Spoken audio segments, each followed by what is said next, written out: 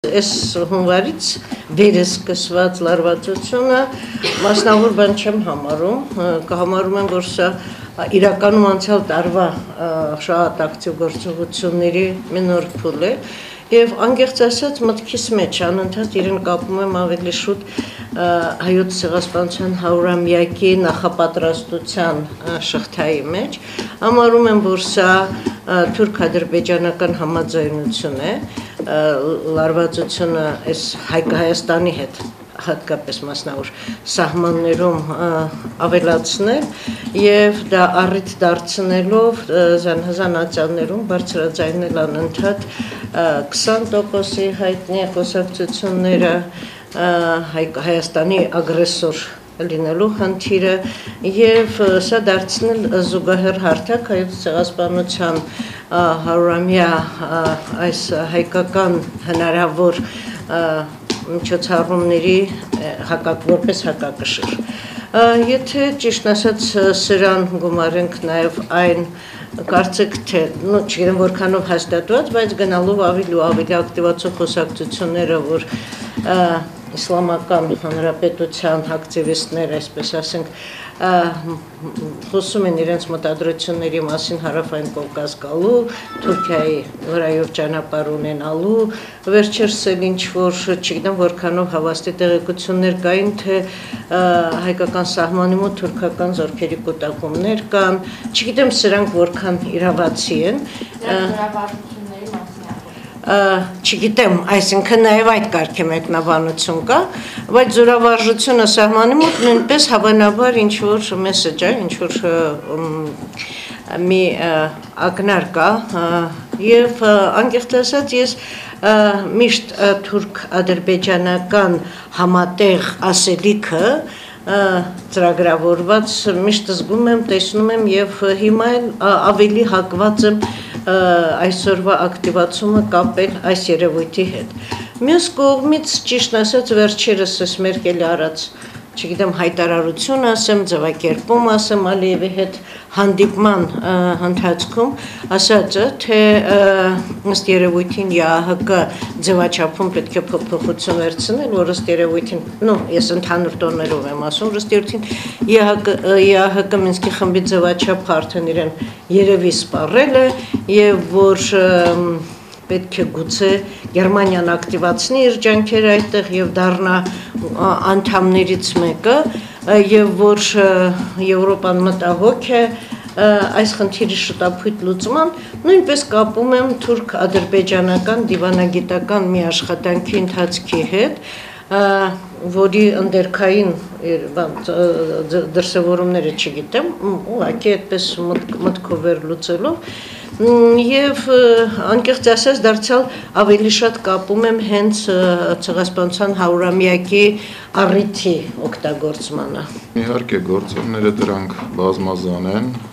բայց որ գերիշխողը դա ցեղասպանության 100-ամյա տարելիցն է, այստեղ երկու կարծիք լինել չի կարող։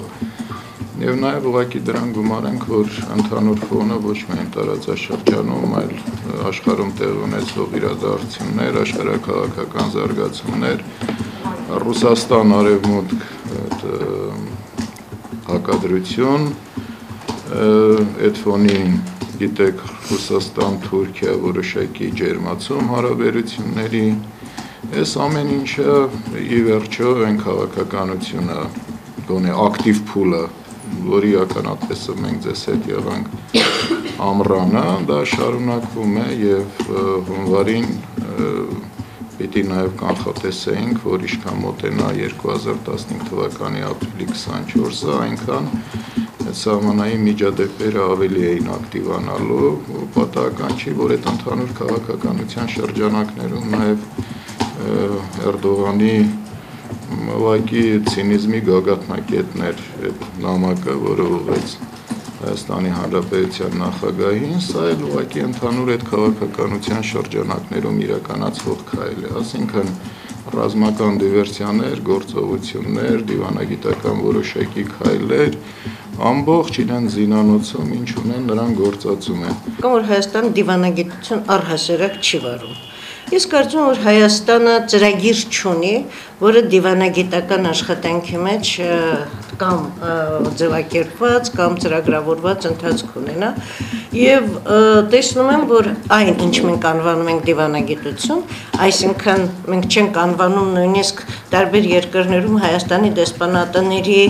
աշխատանքների ընթացքը, այլ թեկուզ եւ Հայաստանի արտաքին գործերի նախարարության դիրքորոշումների թեկուզ եւ բանաձևված եւ բարձրաձայնված արտահայտումը,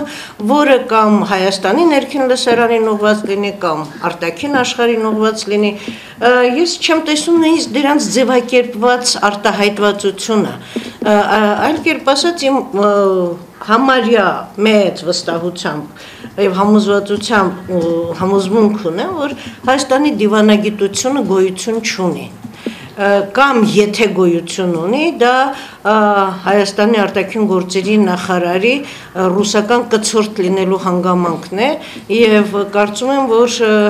չգիտեմ ինչ չափով է նախարարությունը նաեւ սպասարկում այդ կցորդությունը, բայց կարծում եմ նաեւ, որ Հայաստանի այսպես կոչված արտաքին քաղաքականության իմ գնահատած տապալումը դա մեծ չափով պայմանավորված է հենց սրանով, որ մեր արտաքին գործերի նախարարը ավելի շատ Ռուսաստանի ներկայացուցիչն է Հայաստանում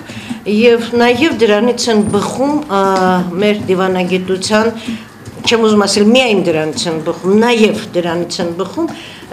մեր դիվանագիտության չասեմ բաց թողումները, որովհետեւ սա կարծում եմ նույնիսկ ծրագրավորված գործողությունների մեջ է լինել пассив Հայաստանի հետ կատարվող այն բոլոր զարգացումները, որոնք ուղղակիորեն դեպի Ռուսաստանի գիրկը չեն նետում Հայաստանին, այդ մնացած բոլոր դեպքերում լինել կրավորական, չունենալ կամ չարտահայտել դիրքորոշում եւ կարծում եմ, որ դուք նույնիսկ լավ ձևակերպեցիք, թե բանակի հետևից չեն հասնում ռազմական գործողությունների հետ։ Ես կարծում եմ, որ այս пассивությունն ու կրավորականությունը հենց լրացուցիչ բարդություն են ռազմական գործողությունների համար։ Հենց այս կրավորականությունն ու пассивությունը օգտագործվում է նաև այսպիսի ակտիվացումների դեպքերում։ Մենք անընդհատ լսում ենք նույնիսկ որքան մեզ է հայտնի լինում նախահարցակ լինելու դեպքերում ինչ աղմուկ է բարձրացվում ադրբեջանական կողմից եւ ինչ пассив խեղճ լուր կրավորական կամ ամոթխած կեցվածք ունի հայկական այն ինչ մենք անվանում ենք դիվանագիտություն։ Ես ասեմ հետեւյալը, իհարկե մենք դիվանագիտություն ունենք եւ դիվանագիտությունը բնականաբար Հայաստանի Հանրապետության այս ընթացքում չի կատարել իմ դիտարկմամբ եմ ասում որևէ սխալ քայլ միգուցե զգուշավորությունը եւ քայլերի զգուշությունը նաեւ որոշակի երկչոտության ուրեմն ինչ որ պատկերացում է ստեղծում, բայց նորից պիտի կրկնեմ ամենայն դեպս մեր հայկական դիվանագիտությունը որևէ սխալ այս անցած տարիների ընթացքում ոչ միայն ներկա արտգործնախարարության, այլ նաև նախկինների չի գործել։ Հիմա ինչ վերաբերում է բանակ եւ դիվանագիտական կորպուս հարաբերություններին, ապա բանակը իր գործը ըստ էության կատարել է դեռ Ղարաբաղյան պատերազմի տարիներին եւ փայլուն ավարտել է այն 94 թվականի հաղթանակ արձանագրելով։ Եվ այժմ փայլուն կատարում է իր գործառույթները։ Մի առիթով ասել եմ եւ եւս մեկ անգամ ասեմ, որ եթե մեր մնացած բոլոր հաստատությունները, պետական հաստատությունները նույնքան փայլուն իրականացնեին իրենց գործառույթները, չնայած բազմաթիվ թերություններ եւս բանակում կա, ինչպես իրականացվում է բանակում, ապա շատ խնդիրներ ու շատ հարցադրումներ ուղղակի մեր օրակարգում մենք ձեզ հետ միասին չէինք քննարկի։ Ես կարծում եմ, որ ցանկացած կառույց էլ ոչ միայն դիվանագիտական, որ կառույցն էլ որ բանակի հետ համեմատենք, բանակը ըստ էության մի քանի գլուխ ավելի բարձր է գտնվում, ուղղակի համեմատության եզրեր պետք չի փնտրել բանակի եւ այլ կառույցների միջեւ։ Ես այդքան վստահ չեմ, որ ինչ դուք անվանում եք մերոնք շատ ակտիվ աղմուկ բարձրացին, դա ակտիվ աղմուկ էր։ Դա ուղղակի մեկ-երկու քայլ էր տեղեկացնելու եւ սպասելու, թե Հայաստանը ստեղծված իրավիճակում ինչ պետք է անի եւ ի վերջո արեց ռազմական կորպուսը առանց որևէ դիվանագիտական օգնության մեծ հաշվով։ կամ եթե եղել է այդպիսի օգնություն, մենք տեղյակ չենք, ոչ մամուլն է դրան արձագանքել, ոչ եւ պաշտպանության նախարարությունից եղած հայտարարությունն էլ վկայում էր միայն ռազմական նախարարության եւ ռազմական ինստիտուտի կողմից իրականացված քայլերի մասին։ Երկրորդը, որ ես եթե թույլ տայիք միայն մեկ խոսքով անդրադառնամ պարոն Դավթյանի ասացին, թե մեր արտաքին գործոց նախարարությունը որևէ սխալ չի արել, ես նախ այդ կարծիքին չեմ, ես այն կարծիքին եմ, որ արտաքին գործերի նախարարությունը սխալի հետևից է անում, այդ թվում մենք շատ խեղճ ու կրակ ու պասիվ եղանք հենց Նախիջևանի ջուղայի հուշարձանների ոչնչացման ամբողջ տևած ընթացքում մի քանի նոտա, այսինքն մի քանի ընդհանրեն բան հղեցինք ՅՈՒՆԵՍԿՕ-ին եւ ԵԱՀԿ-ին, ես անձամբ լսել եմ ԵԱՀԿ-ի ազգային փոքրամասնների եւ կրոնի հարցերով գերագույն հանձնակատարի ասածը, որ ինչու իրենք չեն արձագանքում այս երևույթին հարցին, մարդը պատասխանել է, որ Հայաստանի արտաքին քաղաքականության օրակարգում այդ հարցը չկա։ Եվ այդ մասին ես մամուլով մի քանի անգամ առիթ ունեցել եմ ասելու։ Եվ վերջապես սխալ բառը շատ մի քիչ ինձ համար հարաբերական է, սխալ չեն անում կամ երբ որ ոչինչ չեն անում, որ ինքնին արդեն սխալ է ոչինչ չանելը, գուցե ավելի լավ էր մեկ-երկու սխալ լիներ, որից դաս քաղվեր եւ հետեւություն արվեր, ինչը եւ ինչպես անել, բայց արվեր։ Ես այդ անելու пассивության մասին որ խոսում եմ։ Ինչ վերաբերում է միջազգային կառույցներին, ճիշտն ասած ես շատ միշտ նույն կարծիքին եմ եղել, որ միջազգային կառույցները շատ վերապահողական վերաբերմունք ունեն, մեր իմացած կամ մեր ընկալած կամ մեզ հայտնի նյութի իմաստով նրանց վերաբերմունքը adekvat չի, նրանց վերաբերմունքը չի համապատասխանում իրավիճակին, եթե կան ինչ-որ բաներ, որոնց մենք տեղյակ չենք, բայց իրենք կարող են ասել, որ կան այս բաները եւ այս պատճառով դա էլ չի ասվում, բազմաթիվ առիթներ ունեցել ենք համոզվելու, որ անհավասարակշռ է խնդիրը ընդհանրապես Ղարաբաղյան խնդրի քննարկման այն գլխից անհավասարակշռ է այն պատճառով նաև որ օրինակ հայ փախստականների խնդիրը երբեք քննարկումներում չի եղել։ Տիկին Խառատյանի մեր արտգործնախարարությունը այդտեղ սխալ է գործել, ուստի եւ Տիկին Խառատյան կարծես թե դրանով իսկ ասացիք, որ մեր արտաքին դիվանագիտական գերատեսչությունը գործում է, աշխատում է կա, անկախ ամեն ինչից յուրաքանչյուրը իր կարծիքն է արտահայտում։ Բայց ես նշեմ, որ ջուղայի խաչքարերի ոչնչացման հարցը կոնկրետ մի քանի տարի առաջ քննարկվում էր եւ որպես առանձին թեմա ես մասնակցել եմ այդ քննարկումներին, Լեհաստանում էր այդ քննարկումները լինում, մենք տարել էինք մեզ հետ ոչնչացված այդ խաչքարերի լուսանկարները, ադրբեջանական ուղղակի պատվիրակությունը լքեց սրահը, նշելով, որ թեմայի հետ կապ չունի, բայց թեման ընդհանրապես Հարավային Կովկասի հարցերն էին քննարկվում։ Այսպես թե այնպես այդ քննարկումները գնացել են եւ ես համամիտ եմ ձեզ հետ, որ այսօր նաեւ որոշակի իրողություններ կան կապված այս կամ այն միջազգային կառույցում, այս կամ այն պատվիրակի, խոսքը վերաբերվում է եվրոպական երկրների պատվիրակների որոշակի գայթակղություններին, որից օգտվում է մեր հարևան ուրեմն պետությունը, բայց մենք դրա մասին էլ գիտենք եւ ես կարծում եմ, որ իհարկե մենք մեր աշխատանքները պիտի նաև այնպես ծրագրավորենք, որ այդ իրողությունները հաշվի առնենք ու ի վերջո նաև արդյունքներ արձանագրենք, որ այդ արդյունքները բոլորիս կողմից ճանաչված լինի որպես ուրեմն դրական արդյունքներ։ Հիմա ինչ վերաբերվում է Գյումրու ողբերգությանը, գիտեք, որ ցանցել է առաջին հերթին Գյումրին, ամբողջ Հայաստանը եւ եղել են նաև տեսակետներ, այդ տեսակետները ինչ էին ասում, որ Գյումրում հիմա ահաբեկված է բնակչությունը, որովհետև յուրաքանչյուրը մտածում էր, որ Ավետիսյանների փոխարեն ինքը կարող է լինել։ Իհարկե կա նման բան, բայց ես կարծում եմ, որ այստեղ առաջնայինը ոչ թե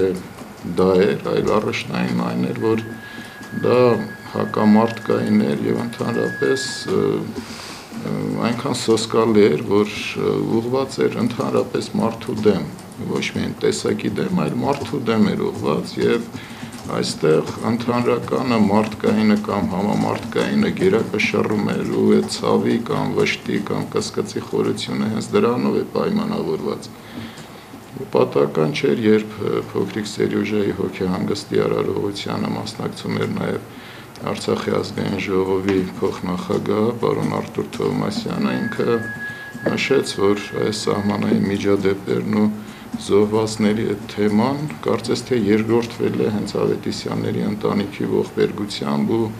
այդ կասկիստ ու ցավը նույնքան խորությամբ հենց զգացվում էր Լեռնային Ղարաբաղի Հանրապետությունում։ Գիտեք, ես կարծում եմ, որ իհարկե հուզականությունը, իրոք ասեմ, իհարկե հուզականությունը եւ ընդհանրապես զգացմունքայնությունը բնական է, որ բավականին լայն ուրեմն տեղ է գտնում եւ ընդհանրապես հոգեվորն է լայն տեղ գտնում եւ ինչ էլ որ մենք ասենք կամ խոսենք, դրանից կարծես թե չենք խուսափելու ցանկացած ուրեմն քննարկումների ժամանակ։ Եվ ինչքան էլ որ ժամանակը հեռանա, միգուցե ցավը որոշակի բթանա, բայց ամբողջովին չի անցնի։ Հիմա իրավական առումով ես կարծում եմ, որ այն ինչ պիտի արվի, դա պիտի արվի բավականին հրապարակային եւ բոլոր այն հարցադրումները, որոնք առկա են, սկսած շարժառիթներից, որովհետեւ ըստ էության մենք համարյա ոչինչ չգիտենք, բացի նրանից, որ այդ ստահակը ուղղակի խոստովանել է, որ ինքն է կատարել, բայց ինչպես է կատարվել, իր ուրեմն ծննդավայրում, ինչ թեկուզ եւ կրթություն, դաստիարակություն, ինչպես է զորակոչվել, ինչպես է հայտնել ռազմաբազայում, ինչպես է ընդհանրապես տեղի ունեցել այդ ձերբակալությունը եւ ինքն է իսկապես։ Իհարկե, եւ արդյոք հենց ինքն է իսկապես եւ ինչպես է ուրեմն ձերբակալվել, հետո այդ հանձնումը ինչպես է տեղի ունեցել կամ ինչու է տեղի ունեցել, այն բոլոր հարցադրումները, որոնք կան, մենք պիտի հետամուտ լինենք եւ նաեւ առաջին հերթին կամ առաջիններից մեկը հենց մենք ազգային ժողովի պատգամավորներս, որպեսզի այդ բոլոր հարցերը ստանան իրենց պատասխանները եւ այդ պատասխաններն էլ չպիտի լինեն այնպիսիք, որոնք նոր ինչ որ հարցադրումների տեղիք տան։ Ես կարծում եմ, որ դրա համար ստեղծված են բոլոր անհրաժեշտ նախադրյալները եւ կարծում եմ նաեւ, որ մի կողմ պիտի թողենք ուրեմն Ռուսաստանի պաշտպան լինել կամ Արևմուտքի պաշտպան լինել, այս դիրքերից հանդես գալը։ Ոչ Ռուսաստանը, ոչ էլ Արևմուտքը փաստաբանի կամ պաշտպանության կարիք չունի եւ առաջին հերթին շատ վատ է նայում, երբ Հայաստանի Հանրապետության քաղաքացիներն են այդ պաշտպանության դերը ստանձնում։ Մենք գործում ենք Հայաստանում, Հայաստանակենտրոն ենք եւ ավելի, ոչ թե ավելի շատ, այլ առավելապես ուրեմն մեր երկրի շահերը եւ մեր երկրի պաշտպանությունը պիտի լինի, մեր քաղաքացիների պաշտպանությունը պիտի լինի մեր հոգատության թեման ու առարկան։ Հանրային թելադրանքով եւ մեր իրավապահների կողմից կարծեք թե ավելի շատ ռուսական օրենսդրության հղումները, քան թե եղած պայմանագրերի եւ Հայաստանի օրենսդրության ազդեցությունը հրապարակ բերելու խնդիրն ընդհանրապես դժվար եմ հասկանում, ինչու մեր իրավապահները այնպիսի կեցվածք ընդունեցին, կարծեք թե մեր հանրային բողոքը ինչ որ մեկին ինչ որ մի բանով ճնշում էր եւ մեր իրավապահների առաջին քայլը թե բարձրաձայնված թե գործողություններով ցավոք սրտի այնպիսին էր, որ կարծեք իրենք հանրային ընդվզումից ու զայրույթից պաշտպանում են ինչ որ մեկին։ Ես ցավոք սրտի նույնպիսի կեցվածք տեսնում եմ նաև Հայաստանի ազգային ժողովի որոշ պատգամավորների կողմից, որոնց առաջին բարձրաձայնված խնդիրն այն էր, որ մի քաղաքականացրեք, թույլ մի տվեք հակառուսականություն, այսինքն որտեղից ծնվեց այս ամբողջ բառամթերքը առհասարակ։ Ինչու հենց առաջին խոսքերը այդպիսին էին։ Մարդիկ պահանջում էին Ենթադրենք, եթե մարդիկ պահանջում են, որ հայկական իրավական ինստիտուտով անցներ, սրա քաղաքականացումը որներ, ինչա մեր ազգային ժողովը այդքան վախենում, այնքան չի վստահում մեր իրավապահ մարմիններին, որ վստահում ավելի ուրիշ իրավապահ մարմինների, ընդհանրապես այս քաղաքականացում, չքաղաքականացում խնդիրը հրապարակ է բերվել հայ քաղաքական գործիչների կողմից եւ իրավապահների կողմից եւ այն դարձավ հիմնական լեյտմոտիվը Գյումրու եւ Հայաստանի այլ ընդվզող բնակչության դեմ եւ սա դարձավ մի ջրբաժան, որով կարծեք թե Հայաստան, այսպես ասած, բաժանվեց ընդվզողների եւ նրանց սաստողների կամ նրանց կոչեր անողների սթափվեք, մի քաղաքականացրեք, հանցագործը ազգություն չունի, այդ դեպքում, երբ որ հանցագործի ազգության մասին ընդհանրապես հրապարակային որևէ խոսակցություն չկար, կարող է խոհանոցներում կար, բայց հանրային ընդվզման մեջ այդպիսի խնդիր չի դրվել, բայց հենց առաջին, այսինքն արձագանքը դա էր, ինձ համար շատ տարօրինակ էր այն Լավրովի հայտարարությունը, որ հայ-ռուսական անխաթար դարավոր եւ այլն բոլոր մեզ հայտնի գեղեցիկ սիրուն եւ իսկապես էլ երբեմն շատ խորքերում ճշմարտություն պարունակող ձևակերպումներից անմիջապես հետո խոսվում է, որ մեր վատ ուզողներ էլ կան մի խոսքով, դրանք իշխանությունները չեն անմիջապես իհարկե, բայց ուրեմն կան մարդիկ, որոնք ուզում են մեր մեջ սեփ խրել եւ դրանք ուրեմն հենց հակառուսականներն են։ Այսինքն ամեն ինչ արվեց, որ հանրությանը վերագրվի քաղաքականացման վարքագիծ, չնայած կան նաև քաղաքականներ, բայց դրանք առանձին խումբ մարդ էին եւ եթե կար, այդ պետք է հասցեագրվեր նրանց, ոչ թե Հայաստանում այսպեսի ընդվզում։ Արդյունքում այնքան ասեցին, որ այս հանցագործությունները ազգություն չունեն, մինչև եղավ դա, մինչև Մինվոդիում հայերի եւ ռուսների միջև, հենց հայ եւ ռուս լինելու պատճառով, ըստ երևույթին սպանությունը հայ կողմից ռուսի, լրիվ ազգային հենք ուներ, ուրեմն եկավ ապացուցելու ցավոք սրտի, որ հանցագործությունը նաեւ ազգություն ունի, եւ մենք որքան էլ ուզենանք փախչել այս բաներից, ինքը իրականում կա եւ մենք պետք է լրջորեն հասկանանք նրա իրական առկայությունը, որպեսզի մինիմիզացնենք, նվազեցնենք եւ անհնար դարձնենք իսկապես ազգային հողի վրա կատարվող այս կարգի հանցագործությունները։ Բայց սրանով ես ամենևին չեմ ասում, որ Գյումրիում տեղի ունեցած ազգային հողի վրա էր քավլիցի։ Ես ընդհանրապես ուզում եմ ասել, որ այնքան խճճվեց վերաբերմունքը հանրային ընդվզման նկատմամբ, որ այս բոլոր բաները եկան գումարվեցին եւ իրավականը սկզբում դարձավ երկրորդական, հետո իրավականի հետ սկսեցին խուճուճ-մուճուճ կերպով ներկայացնել, թե որ օրենքը, որ կետը 4-րդ եւ 5-րդ կետերի միջև առկա գուցե վերանայման հետագայում ենթակա կազուսը իրավական, ես սրանք ավելացնեի նաև մի քանի բաներ, որ համոթքովս անցնում է, օրինակ իսկապես ժամը 5-ից մինչև 12-ը երբ հայտնի չէր այդ սպանության մասին մեր իրավապահներին։ Ենթադրաբար ռուսական ռազմաբազան փնտրում էր իր այդ փախած զինվորին, որտեղ էր փնտրում, իրավունք ունի ընդհանրապես ռուսական ռազմաբազան Հայաստանի քաղաքացիական տարածքում ռազմաբազայից դուրս ինքնուրույն փնտրտուք իրականացնել, ինչ կարգի փնտրտուք չգիտեմ սրանք իրավականորեն սահմանված են թե ոչ։ Ենթադրենք Ավետիսյանների տուն 12-ին մարդ չէր մտնում, հաջորդ օրն էին մտնում։ Ուրեմն մինչև այդ հաջորդ օրը մեր իրավապահները ոչ տեղյակ են լինում, նրանք փնտրում են, գտնում են, չեն գտնում, պայմանավորվում են, գուցե սահմանն անցնում է, գուցե չգիտեմ։ Հարցեր են, որոնք բոլորը իրավունք ունեն գոյություն ունենալ որպես հարցեր, քանի դեռ մենք չգիտենք սրանց պատասխանները։ Եվ իմ կարծիքով էս իրավական կոչվող պատասխանները տղամարդու խոսքերով ամրագրված երթումներով եւ այլն Հայաստանի տարածքը, չգիտեմ, հայկական իրավապահներ, հանձնաժողովներ, հազար տեսակ, հանձնաժողովն ինչն է, ինչա նշանակում նրանց լիազորությունները, որոնք պետք է լինեն, լիազորությունների մակարդակները, վերջին խոսքը, չգիտեմ, եթե նոր իրավական կազուսներ պիտի առաջանան, սրանք բոլորը պատասխան չունեն։ Եվ քանի որ այստեղ պարոն Դավթյան ազգային ժողովի անունից էլ ասեց, ես իրեն հարց տամ, էլի, իսկապես շատ հուսադրող է ձեր խոսքը, որ ազգային ժողովի պատգամավորները դուք այնտեղից եք, նրանց կողմից եք ասում, պետք է հետամուտ լինեն մինչև վերջ խնդրի իրական բացահայտմանը, մոտիվներին, շարժառիթներին։ Ուզում եմ նաև ձեզ հարցնել, իսկ հանրությունը կարող է ակնկալել, որ ինքը տեղյակ պետք է լինի, թե հետո պիտի ասեն, թե ինչ որ պետական գաղտնիքներ կան կամ լղոզված մի նոր հեքիաթ պետք է ներկայացվի։ Ընդհանրապես դուք ոնց եք պատկերացնում հանրության հետագա իմացությունը կամ թույլ տվեք ինձ այս բառը նաև ասել հանրության վերահսկողությունը այս գործի ընթացքի վրա։